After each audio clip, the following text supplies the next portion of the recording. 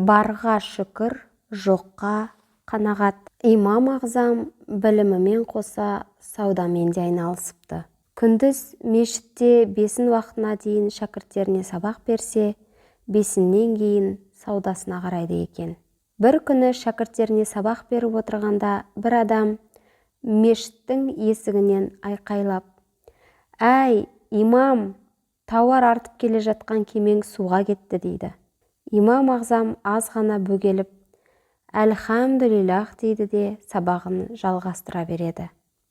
Біраз уақыт өткеннен кейін дәл сол адам қайтадан келіп: «Әй, имам, айыпқа бұйырма, қателесіп кеткен екем, батқан кеме сіздікі емес көрінеді» дейді. Имам Ағзам бұл жаңалыққа да «Әлхамдулиллах» деп жауап қайырады. Хабарды жеткізген кісі таң қалып: «Уа имам, кемең батты деп хабар жеткіздік. Аллаға шүкір дедің. Батқан кеме сенікі болмай шыққанын айттық, тағы да Аллаға шүкір дедің. Бұл шүкіршілік не үшін?» дейді. Сонда имам Ағзам: «Сен кеме батты деп айтқаныңда жан дүниеме, жүрегіме үңілдім. Дүние, мал мүлік үшін, қамықпағаным үшін жаратқанға шүкіршілігімді білдірдім.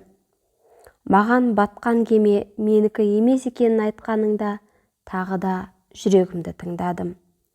Дүние байлығының қайта оралғанына титтей де қуаныш сезілмеді жүрегімнен. Сол баяғынша бір қалыпты екен.